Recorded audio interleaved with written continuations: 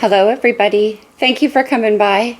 I'm here to talk to you today about some more soulmate astrology, one of my favorite subjects, and also a little bit of a specialty for me, especially when we start to incorporate tarot.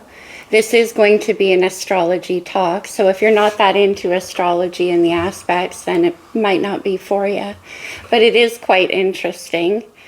Pluto is one of my favorite planets to look at, yes, in soulmate astrology, but there's another reason I want to talk about it too, because today we enter Scorpio season. Scorpio is ruled by Pluto, so right now there's a very heavy Plutonian energy in the sky, and that brings me to Plutonian relationships. Those are relationships where there's heavily aspected Pluto contacts between your chart and their chart. Also within your own. I'll get into that a little bit, but first I want to talk more about Scorpio. Scorpio is a very misunderstood energy in astrology, in my opinion. Indeed, it's very mysterious. Everybody knows that. Indeed, the planet Pluto is very mysterious. Also evidenced by the fact that they keep going back and forth on whether or not Pluto's actually a planet or not. I think right now it is. But see, that's that scorpionic energy. It's very, very deep and very mysterious. There's a lot to that, which I'll get into for sure. When you're looking at two people's charts and you're doing synastry, that is where you take your birth chart and their birth chart and you fundamentally lay them on top of each other and see which houses and aspects are at play within the relationship. Myself, as an intuitive astrologer, I pay less attention to the actual signs as I do the planets and the houses at play. I'm going to incorporate kind of all of that in this talk. Pluto is a very heavy planet, yes. It's very deep. It rules the underworld, karma, the past life, hidden things. There's a very good reason for all of that as it works within the whole of the astrological wheel. Astrology is a lot like a tarot reading. Reading one planet or one sign or one tarot card is going to give you that much information. One, not very dimensional, right? When you're working with astrology, you have to look at how it works on the whole. And Scorpio's place within the whole is obviously very, very important. It rules the 8th house of the zodiac, the house of what's hidden, what we don't see, the occult. It's the psychologist as well. It also rules death, taxes, inheritance, other people's money, all of those, anything to do with transformational energy. I'm going to focus for the purpose of romantic relationships on the psyche. Because the thing about Scorpio is that it is the psychic investigator. The 8th house can't help it. It needs to unearth everything that's hidden. And we'll get to the progression of that in just a second. With Scorpio season, we're going to have Mercury, the full moon, and the sun, or the new moon and the sun in Scorpio. That is a lot of Pluto energy. So it's worth reflecting on that within our own charts right now too. Not so much where Pluto, your Pluto sign is, because Pluto is a generational planet. It only changes signs about every 20 years. So everybody within your generation will have the same Pluto sign as you, more or less. And that we're about to shift now, where Pluto's been in Capricorn for almost 20 years. Is going to shift into Aquarius in the new year. Another reason why it's important to focus on Pluto right now. Pluto carries with it a lot of lessons, a lot of karma, but it demands that we take a good hard look at our own psyche. And also it is the seer of other people's psyches. So it's quite an intense energy. Pluto within a relationship, by necessity, is going to bring up things that hide below the surface.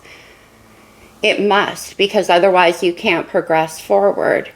Scorpio is all about progressing forward in the 8th house. So I'm going to start off with the houses, okay? There's a reason for that. We are exiting Libra season right now and heading into Scorpio season. In Libra season, it's ruled by Venus, and it's all about what brings harmony and balance to our lives. It's cardinal Venus. It rules the 7th house of the zodiac, partnerships and relationships. And that's where we find the balance of our true other. As it shows here in the Psychic Tarot, balance. All parts of ourself which we cannot find by ourselves. It takes partnership. It takes reflection. Libra understands that. It is the partner sign. The 7th house is the house of relationships, as we just talked about. Venus brings the beloved. Because when the heart opens up, and this is what Venus understands, and invites in the true other, then that balance is achieved, whether that's within or without. For me, we're doing Synastry, so it's the true other that provides you with that sense of balance within your own life. And then we have the descendant. It's the opposite sign of your ascendant. Your ascendant lives in the 1st house of your chart, of everybody's chart. Your descendant on the cusp of the 6th and the 7th house. The ascendant is the arrival of self. The 7th house is the arrival of the other, the descendant. In tarot, Libra is also represented by the Venus energy here of the Empress. That's Taurus and Libra. The Libra component is the ability to receive, right? And we see that with the invitation, is what they call the descendant here in the Star Codes deck. To be able to find that ability to trust your own decisions so that you can now invite in that energy of openness, of empowerment that the Empress has, male or female. Venus energy is the 7th house, and then comes the arrival of our true counterpart, our balancing energy, the other. And that can apply to more than love, but for this purpose, we're talking about love. Now, when we move out of Libra season, where we have encountered that sense of what provides us with harmony and balance, we enter into the 8th house, Scorpio's house. Because when you're in that state of vulnerability and openness within relationship, when you have met your true other, Pluto's going to kick into action and bring up things from below the surface so that you can be in your highest form of self, so that you can be truly clean and open to the energy of love. Because whatever is lying below the surface is what's going to eventually cause the problems. There's a quote by Carl Jung where he says, until the subconscious is made conscious, it will continue to direct our lives, and we will call that fate. What's hidden in the subconscious can actually hinder that. And that's Scorpio's whole thing. Again, for good reason. The 8th house is the bridging house for me between the physical experience and then the transcendence as we move into the more spiritual aspects of astrology and the house placements. There's an advancement that takes place. And no mistake, the 7th house, Libra, opens that door. It's the key, the other, because that's when the heart opens. And we truly transcend that sense of individuality. We found our counterbalance, our partner. Again, it's going to bring up those Plutonian energies, and those live in the 8th house, the house of mystery. Scorpio is the investigator, investigating everything that lies in the shadows, particularly things that are from the past and things that have karmic consequences in our life. And that isn't only bad stuff, but everything. Scorpio wants everything. It's a deep diving energy. So when Pluto comes into contact in your relationships, it's going to be incredibly life-changing. I'll get to some of the more key points, like which planets are theirs to your Pluto, and vice versa in just a minute. The thing about Pluto, though, like I mentioned, and this is a really good example, in the Psychic Tarot, this is the Death card. They call it transformation. Scorpio energy, because you are transforming that sense of me, myself, and I in the world, and myself in partnership. What can I accomplish on my own? That's the 1st through the 6th houses. Then we land in what can we actually accomplish together? when we're in union spiritually and otherwise, when we find that balance of the other. And then we head into the transformation. All of that stuff that gets unearthed. Judgment card or truth here in the Psychic Tarot. Now, after Scorpio comes Sagittarius, the 9th house. So we have Libra, 7th, the relationship. Scorpio, 8th, the hidden psyche. Sagittarius, 9th, expansion, opportunity, growth, curiosity, and freedom. Mostly freedom. The Judgment card for me is Sagittarius and Scorpio put together. It's that bridging energy between the 8th house and the 9th house. It's called truth. In this card, it's a perfect example. You can see how he's looking out into the cosmos now, the expansive great beyond. From what ties us to our earthly realities of the 8th house, we move into the 9th house of spiritual exploration.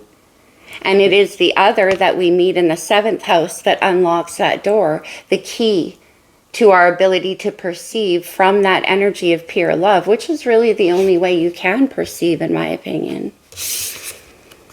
So, the Judgment card, Pluto is here in the forefront, down below. This is all the stuff that keeps us grounded, rooted, unable to expand, unable to invite in enlightenment, because it's going to be blocked until Scorpio does its work, and Pluto of unearthing everything that lies below the surface. So Plutonic relationships, and this is again where you have heavy Pluto contacts in your chart, their entire purpose is to unearth those parts of you and each other so that you can transcend, so that you're not subject only to the underworld of your own psyche anymore. Sag wants freedom, the ability to actually fly to the stars. And that's where we're headed from the 8th house. So Scorpio has a job to do. And in Plutonic relationships, it's usually about that gift of expansion possibility for you, what you learned. It is my belief that what we call twin flame relationships are actually very Plutonic based. Pluto, rebirth, from the past self to the future self, rising from the ashes. I always say Scorpio is the phoenix from the ashes. And then we have that Judgment of the bridging card. Then we get to Sagittarius energy, and here's why. Sag is the archer. Now your vision is clear, and your way forward together is now you're able to expand with optimism, because there's nothing hiding in the shadows anymore. In Plutonic relationships, we're often asked to work through those things together. Sometimes not. Sometimes it's not possible. But they're very life-changing. Anyone who's had a relationship with a Scorpio or a heavy Scorpio chart knows that. Now, I myself, I have North Node and Rising in Scorpio. And I have a 4-planet stellium in the 8th house. So my entire chart, personally speaking, is very Pluto dominant. So most of my relationships are Plutonic. And also, I have as I said in the Chiron video, which I'll link below, you guys, because Chiron is a very key thing in Synastry as well for me. Everybody looks at different things. These are key important factors because we're dealing with soulmates, which is life-changing experiences. We get into Sagittarius energy. We have Jupiter. Now, that's so huge and expansive. So it's about being able to now unfurl from those ashes that were locked inside you before you met the mirror of the other in a Plutonic situation. And the Wheel of Fortune here in the Psychic Tarot called Destiny.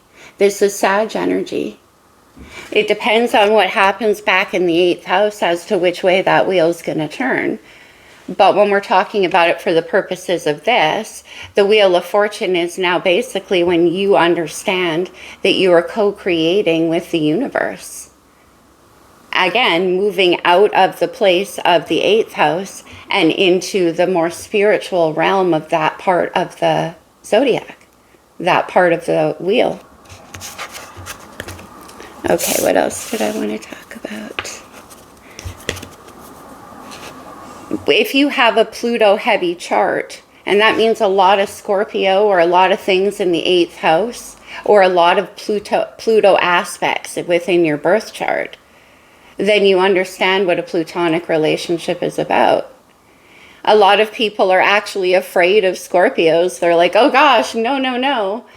And again, as a Scorpio heavy chart myself, I do understand. It's just the necessity of growth. It's not having the tolerance to hide, because true intimacy is all that there is to a Scorpio and to soulmate charts. So anything that stays hidden below the surface from yourself is eventually going to cause a problem in the intimacy. It is Pluto's job to cause that rebirth so that you can again have that freedom. Some of my favorite Pluto aspects to look for when we're talking about soulmate astrology is Pluto to the Venus, for very obvious reasons. Again, I'm not so concerned with whether it's a square, a sextile, or whatever it is, or a conjunction or whatever. Any contact between Venus in your chart or their chart and Pluto in your chart and their chart, that's going to be pretty life-changing as it pertains to Venus stuff. Love, harmony, understanding what that all means for you, and most likely understanding what stands in your way of it, because that relationship is going to work like a spotlight on those things so that you can see them, so that you can be free of them. That's love's entire job, and we encounter that in the 7th house. That's why when we get to the 8th house where Pluto lives, we can now see ignited all of those things that were in the shadows before. And it's scary. And it can make a lot of us run. The Pluto heavy relationship is not for everyone. But when you understand the opportunity for growth, and if you know what's at work, then you can understand how it's to your benefit for sure. You guys, obviously, when I'm looking at astrology charts and talking about soulmates, we're not talking about relationships that are abusive. We're talking about ones that trigger those things out of hiding inside of you. Because those are actually the true darkness, right? And that's kind of what sucks you under from the ability to ascend, both in a relationship and in your own life, as you work through the zodiac. So Pluto to Venus is very important for me as an astrologer, of course. Pluto to the moon, again, very obvious reasons. The moon is where our emotions live, but also it's what's hidden. It's our psyche. It's our intuition. And oftentimes when we're in a Plutonic relationship, we can find that our sense of psychic self and our intuition heightens. We become hyper alert. It can be because we think we're very dialed into the other person. And perhaps it is. But also it's all about you tapping into those parts of yourself. Again, amplified in the Plutonic relationship. I like looking at Pluto to North Node. Pluto and North Node is our destined path and purpose. So if they have a heavy Pluto aspect to your North Node, they're going to play an important role in uncovering your process to reach your higher self, your destiny or your calling. Vice versa too. The same goes for Pluto to the South Node. The South Node is our past. It's kind of our predilections. It's what we arrive here with. It lays in the opposite sign of our North Node. And it's our gifts, yes. But it's how are we ascending towards our gifts. So if their Pluto is in contact with your South Node, then they may have something very important to teach you as it pertains to your past and your gifts. Again, it can be a scary thing to look at. I also like Pluto to Chiron. Again, I did that Chiron because that to me is one of the biggest points in soulmate astrology that I look at. That reading is below. Now, Pluto to Chiron is very important to me, again, for obvious reasons. Chiron is our deepest unhealed wound. Pluto is our past. And you guys, I'm not just talking about this lifetime past. Pluto knows no boundaries.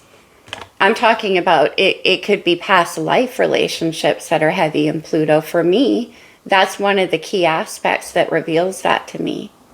Because again, does anyone really have the ability to affect you strongly enough into the transformational energy unless there's something very deep there? No. It takes that kind of friction or memory or past life connection to bring that stuff out in you. Pluto to Chiron can reveal your wounds. Again, for the purposes of you being able to heal them. What else? Well, you know, I can't overlook Pluto to your ascending sign. I did ascending signs as a soulmate thing too, because it's another thing I look at. But Pluto to your ascending sign also can reveal something about how, like, because your ascendant sign is where you're growing too. And Pluto is what's hidden in the things in the past. So they can reveal stuff to you about who you're growing into and where you're coming from in that sense as well. Heavily Pluto aspected relationships are not necessarily what's thought of as soulmate relationships, traditionally speaking. And it all depends on what you look at or what you want. But for me, we can't talk about past lives and soulmates and all of that kind of stuff unless we look at Pluto. It is the planet of past lives. It's the planet. Scorpio, is it the most psychic sign in the zodiac? Well, I wouldn't say that, not strictly speaking by astrology. Every sign has its gifts that way. But what Scorpio can do is see all of those things about you. Definitely. The things you hide. Scorpio can't help it. It's not easy. So again, being in a relationship with a Scorpio can definitely make you confront those things. And so those tend to fall apart quite easily if you're not in the mode to do that. A heavy Pluto chart aspected relationship is going to demand that you do the work. And I'm not just talking about buying flowers and bringing romance. That's never going to be enough for a Pluto relationship. We're talking about the deep diving, soul searching, yes, heart wringing sometimes work. Because the ascension is so important. That's the whole thing with soulmates. The thing about love and soulmates in general is that it's not an act of selfishness. In other words, this relationship is just for me and you. We are part of the collective, right? And our relationships are too. So the work we do with each other and within relationship is our best chance to actually affect change in the world. Up close and personal, inside us and inside each other. If we can bring those things together, it's the most powerful force there is. Pluto is like that. It wants that. And that's why it's all about the deep, deep stuff. Because on it doesn't matter what happens in here. It's the energy. So you can put any kind of construct around the relationship that you want to. Twin flames, soulmate, past lives, whatever. But is the work being done as a couple through love to expand, grow, and step out of the shadows? That's what the Judgment card is all about. And that's where I held up the wrong card, I'm sorry. That's what the Judgment card is all about. And that's where transformation comes from. Am I forgetting anything? Probably. I mean, Pluto is an endlessly deep planet. But when you're looking at your own chart, these things certainly apply too, as Pluto aspects to your Venus, say, or your Chiron. Because then you know that there's karmic stuff attached to that and an opportunity for you to look and to grow. Scorpio energy and Pluto in the 8th house is not afraid of much. In fact, it's afraid of what you don't see, not what you do see. So always about going deeper and wanting to see everything. Again, ultimately, that's how your relationship transcends out of the 8th house and into the more expansive and spiritual aspects, new learning, new adventure, and a sense of optimism because you've shed the shadows of your past. That's the opportunity that a Plutonic relationship allows us. If we can sit in the comfort of knowing that it is for our growth, and if we're definitely aware and mature enough to want to look into our own shadows. And sometimes when in a Plutonic relationship, you know, when the other person sees that you can see, it's not so comfortable and they might run. That's a possibility for sure. And so there can be a lot of pain associated with that. And as a Scorpio heavy chart, once again, I can tell you, it's not easy on the other side either. If Scorpio does not want to see what it sees, it has to. That's just the way it goes. But that's why it's so deep. And also the love in a Pluto heavy relationship is that deep too. And that's why. Because every part of the self is seen, accepted, and embraced through the work you do together. Okay, my friends, that's what I have for you. I'll probably do a part 2 on Pluto if you guys are interested, as it aspects through the houses, which is also very key. The houses and the planets are more important to me than the signs themselves. All right, my friends, take care. I love you guys so much. I'll see you very soon. Bye for now. Oh, if I always forget to say this part, if you like this, if you're interested in more, then please give it a thumbs up. Leave a comment below. Let me know if you have any